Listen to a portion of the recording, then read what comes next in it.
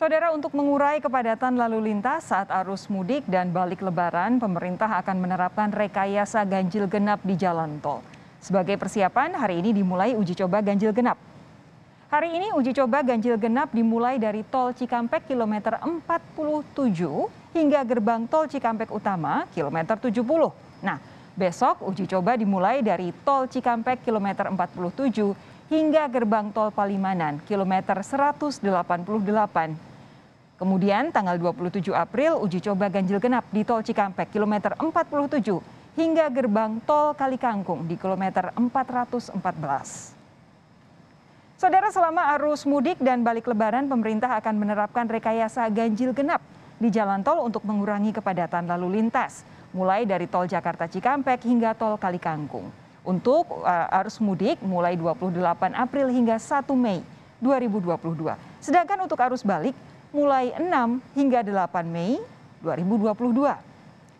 Dari uji coba ganjil genap tol di hari pertama, sejauh apa efektivitasnya untuk mampu mengurai kepadatan lalu lintas?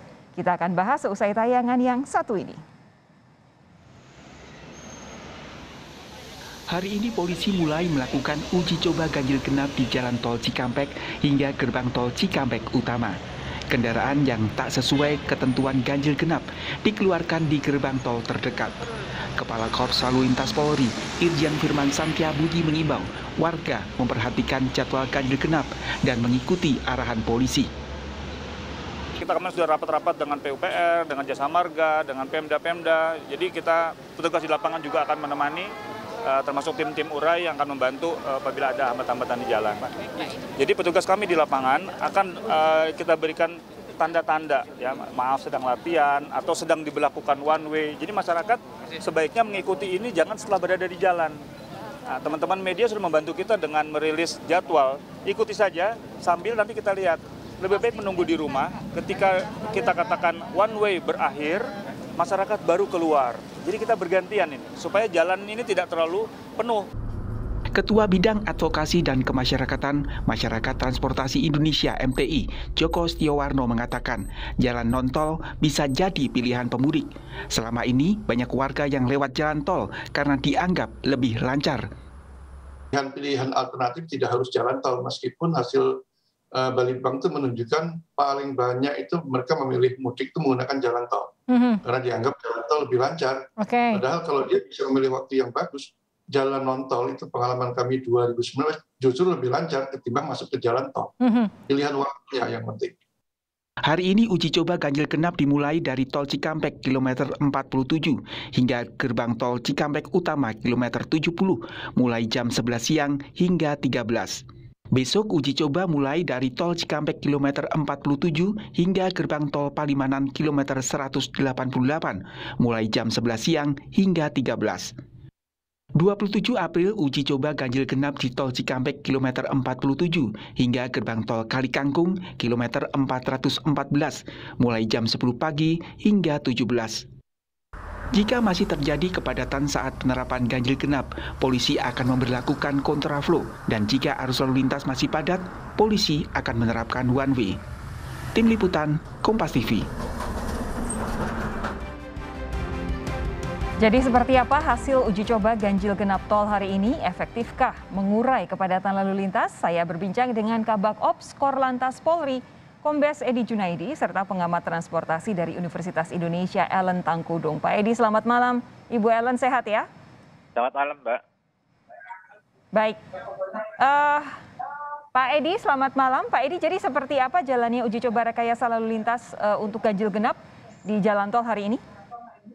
Baik, terima kasih Mbak. Selamat malam. Kami sampaikan bahwa hari ini tadi mulai diberlakukan uji coba pelaksanaan ganjil genap dimulai dari kilometer 47 tol Jakarta Cikampek sampai dengan gerbang tol Cikampek Utama. Secara keseluruhan dapat berjalan dengan baik, Mbak, dengan lancar. Namun ada beberapa catatan tadi sudah kita lakukan analisa dan evaluasi beserta stakeholder terkait dan jajaran. Kita menemukan satu, yaitu adanya masyarakat yang masih belum tahu berkaitan dengan pelaksanaan uji coba ganjil genap tersebut. Yang kedua, temuan kita adalah adanya perlambatan di mana kita melakukan titik untuk melakukan pengalihan arus yang kendaraannya tidak sesuai. Itu Mbak temuan kita untuk kita koreksi. Kita sudah menemukan cara bertindak untuk pelaksanaan besok. Mudah-mudahan besok dan seterusnya akan menjadi lebih baik lagi. Oke, spesifik untuk yang tadi nomor 2, Pak. Ada perlambatan ketika mobil ganjil genap ini dipisahkan. Kira-kira besok apa yang akan dijadikan solusi untuk ini?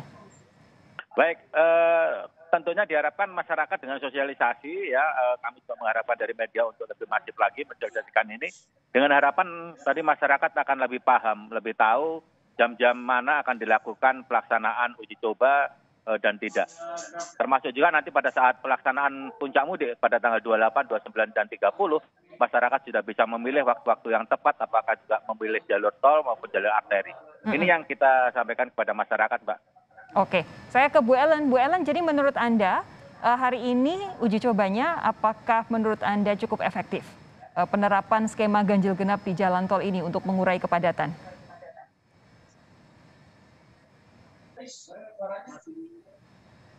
Sebentar, saya belum bisa mendengar suara Ibu Ellen. Ya. Sekarang akhirnya bisa. Bu Ellen, silakan Ibu. Ya, apapun yang namanya uji coba itu tujuannya supaya dapat diketahui hal-hal yang bisa menjadi kendala di lapangan. Dan juga kalaupun itu adalah masyarakat yang belum tahu, ya itu bagaimana sosialisasi supaya masyarakat lebih tahu. Tapi temuan bahwa ada kendala ketika memutarbalikkan itu menjadi poin sangat penting, ya, karena itu akan menjadikan antrian yang makin panjang kalau volume lalu lintasnya makin tinggi.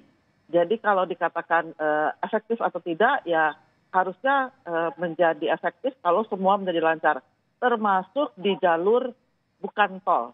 Ya, jadi kan pengalihan ketika ada ganjil genap yang tidak memenuhi ganjil atau genapnya akan melalui jalan lain.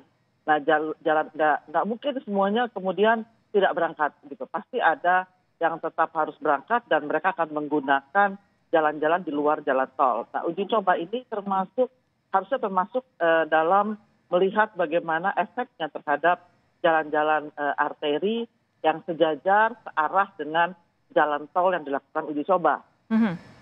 Nah, ini kan memang baru hari ini uji cobanya dimulai dan hari ini juga baru 2 jam.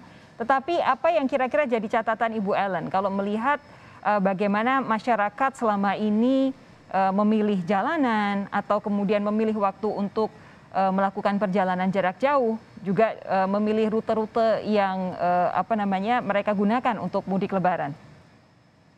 Ya, sekarang ini yang masih berbeda dengan pas mudik nanti, pas dikatakan waktu mudik itu adalah masih berjalannya kendaraan berat. Itu perbedaannya. Kendaraan berat kan memang lebih lambat. Nanti kalau tanggal 28 atau 29 ya, itu kan sudah tidak ada kendaraan berat kecuali untuk sembako. Nah, itu akan berbeda volume lalu lintasnya. Nah, kalau dikatakan bagaimana masyarakat itu harus punya pengetahuan tentang waktu-waktunya, menurut saya sih informasi banyak bisa dicari. Ya, ada beberapa aplikasi, ada Google, ada Travoy dari Jasa Marga, ada juga informasi lain yang dapat dijadikan sumber info untuk mengetahui bagaimana kondisi jalan. Tetapi yang paling penting adalah justru pengumumannya. Menurut saya sih lebih baik situasional ya. Kalau lagi sudah ditentukan jamnya, kemudian ternyata lancar saja, ya bisa saja tidak diberlakukan seperti itu. Nah, biasanya sih orang kalau melakukan mudik itu pada jam-jam yang paling nyaman itu ya sesudah tergantung arahnya ya, arahnya. Jadi kalau misalnya ke arah Cikampek itu akan berbeda ke arah Merak, ke Sumatera ya. Sebenarnya kan yang paling favorit itu adalah sesudah sahur, kemudian lagi segar, mereka berjalan begitu. Itu yang paling favorit ya. Tapi ada waktu-waktu tertentu memang menjadi waktu favorit supaya tidak kemalaman di jalan. Oke. Pak Edi, di luar catatan dari Bu Ellen ini, tadi rekan saya melaporkan bahwa rekan jurnalis Kompas TV yang ada di Cikampek itu melaporkan bahwa justru karena mereka para pengendara ini paham bahwa jam pemberlakuan uji coba ganjil genap ini hanya 2 jam dan sudah ditentukan, rata-rata memilih untuk berangkat di luar jam tersebut supaya bisa menggunakan jalur yang mereka pilih begitu. Nah, apakah ini sudah diantisipasi untuk terutama ketika puncak arus mudik nanti, Pak Edi? Iya sudah Mbak. Jadi memang kita melakukan uji coba ini dengan metode waktu tertentu ya, sehingga kita juga tidak menghambat pada saat memang orang yang akan melakukan kegiatan atau aktivitas. Mungkin pagi ya, kalau pagi nanti kalau kita lakukan nanti banyak hambatannya Mbak, terutama orang yang akan aktivitas. Makanya kita pilih waktu yang sekiranya memungkinkan untuk kita lakukan uji coba tersebut. Termasuk juga kita memang sebetulnya Mbak, kita sudah paralel apa yang kita lakukan uji coba yang ada di tol berkaitan dengan pelaksanaan ganjil genap. Kita juga berlakukan juga bagaimana pelaksanaan rekayasa lalu lintas yang ada di jalur arteri. Ya, sehingga apabila terjadi pengalihan arus yang tidak sesuai dengan ketentuannya yang ada di jalur tol berkaitan dengan uji coba yang nantinya pada tanggal 28 itu ketetapan secara keseluruhan, nanti bagaimana nanti yang ada di jalur arteri itu menerima limpahan yang ada yang dari jalur tol. Itu semua skema sudah kita siapkan rekayasanya Mbak. Semua anggota juga sudah siap bagaimana nanti mengantisipasi daripada pengalihan arus dari jalur tol. Demikian Mbak. Begini Pak Edi, ini kan ada apa ya? Masyarakat Indonesia itu kan punya preferensi jalur-jalur tertentu. Banyak yang kemudian memilih menggunakan tol karena dianggap bebas hambatan dan lebih cepat. Nah, pertanyaannya kemudian, kalau mereka tetap kekeh begitu memilih jalur tol, lalu berangkat di tanggal yang tidak sesuai dengan plat nomor mobilnya, apakah sudah diantisipasi misalnya apabila ada kepadatan di jalur arteri untuk orang-orang ini menunggu ganjil genap ini akhirnya tidak diberlakukan lagi sehingga mereka bisa masuk jalan tol. Ini sudah diperhitungkan belum Pak Edi?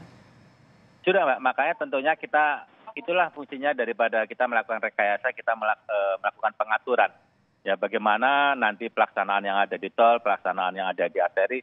Untuk itu diharapkan masyarakat, seperti yang kami sampaikan tadi, masyarakat bisa memilih Mbak, sebetulnya kapan jam mau berangkat, kapan hari mau berangkat, jalur yang mana yang akan ditempuh sehingga masyarakat akan lebih leluasa. Masyarakat nanti kita akan jadikan subjek, bukan kita akan jadikan objek. Tetapi masyarakat akan lebih aktif lagi untuk bagaimana masyarakat untuk menuju ke tempat tujuannya. Bu Ellen, jadi apa sih yang harus dipersiapkan polisi, Jasa Marga dan juga Kementerian Perhubungan agar skema ini berhasil sehingga masyarakat nanti sampai ke kampung halaman dengan lancar? Ya, tentu saja stakeholders yang terkait itu yang paling penting adalah informasi.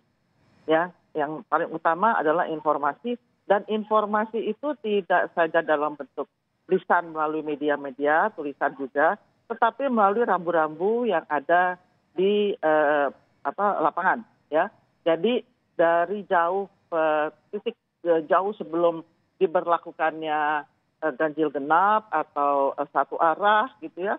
Itu harus sudah ada rambu-rambu portable ya, rambu-rambu sementara atau VMS ya. Kalau jalan tol itu kan sudah punya banyak VMS atau spanduk-spanduk yang ditulis di jembatan penyeberangan misalnya ya. Itu harus ada. Itu paling penting adalah informasi. Nah, yang kedua juga informasi itu di jalan arteri di luar jalan tol. Tadi kalau dikatakan tempat penunggu misalnya. Ya, kita tahu bahwa tempat istirahat yang paling baik itu ada di jalan tol. Jadi kalau misalnya di luar jalan tol tentu saja ya kurang bisa dipahami yang sekarang ya. Apalagi mereka yang tidak sering melalui jalan Pantura misalnya atau jalan alternatif lainnya. Tetapi kalau di jalan tol itu biasanya sudah hafal di kilometer berapa gitu untuk istirahat gitu. Jadi info yang paling penting. Sama juga termasuk ini kan bukan soal macet saja. Pada titik-titik tertentu itu ada yang bisa tidak macet, dan itu yang paling penting adalah untuk menjaga kecepatan ya, dan yang kedua adalah untuk tidak terlalu 4 jam lah maksimum untuk mengendarai kendaraan, untuk selalu istirahat. Oke, Bu Ellen, kalau kita melihat beberapa tahun lalu ya sebelum pandemi, itu jalur tol itu memang betul-betul jadi pilihan masyarakat. Kita ingat dulu sampai ada kemacetan yang panjang sekali di jalur tol karena masyarakat memang sangat banyak yang memilih jalur tol untuk mudik. Sebenarnya bagaimana kondisi jalur non-tol kita? Kenapa pemudik tidak banyak yang memilih jalur non-tol ini? Apakah memang betul-betul kondisinya tidak bisa selevel begitu dengan jalur tol yang sudah disediakan oleh pemerintah? Ya, kalau dikatakan tidak selevel, tingkatan levelnya itu apa ya? Sebenarnya memang jalur tol itu kan freeway, jalan bebas hambatan. Itu secara definisi seperti itu, freeway. Harusnya bebas hambatan dalam artian kalau misalnya kapasitasnya memang mencukupi. Cuman kalau misalnya terlalu banyak volumenya, ya mungkin menjadi tidak bebas hambatan. Nah, kalau di luar jalan tol itu kan bukan freeway. Jadi di situ bisa ada orang menyeberang. Yang paling berbeda itu kan ada banyak sepeda motor. Betul. Dan kita tahu sepeda motor itu volumenya, prosentasi volumenya itu sangat tinggi ketika mudik ini, terutama daerah Jawa Barat. Dan itu ya tidak bisa dihindari kalau mengingat dari sebelum pandemi kan memang banyak sekali sepeda motor di jalur Pantura. Betul. Tapi ada jam waktu tertentu memang kemudian menjadi lengang juga ketika sepeda motor itu sudah berkurang gitu. Jadi perbedaannya itu orang yang mau menghindar dari terlalu banyaknya sepeda motor pasti akan tetap memilih jalan tol. Oke, tapi menurut Anda secara umum jalur non-tol aman ya? Kalau dilihat dari perkerasannya, maksudnya strukturnya ya, itu sudah baik ya. Tadi saja saya baru lewat di situ dan ya sudah cukup baik dengan rambu-rambu yang lengkap dan yang harus dihindari juga atau pemerintah setempat itu harus supaya mengatur supaya tidak adanya pasar tumpah. Iya. Itu yang dikhawatirkan ya. Pasar tumpah itu bukan saja pasarnya, tetapi orang berhenti di situ. Betul. Itu yang akan menghalangi gitu. Itu yang harus diperhatikan. Baik, Ibu Ellen terima kasih, Pak Edi terima kasih. Kami meyakini bahwa dari kepolisian bekerja sama dengan lembaga-lembaga lain pasti akan menjaga jalan tol maupun jalan non-tol supaya para pemudik tahun ini bisa pulang ke kampung halaman dengan aman dan selamat. Terima kasih sekali lagi ya, Bu Ellen, Pak Edi. Sampai jumpa lain waktu. Ya, Sampai jumpa, selamat tutup. Terima kasih.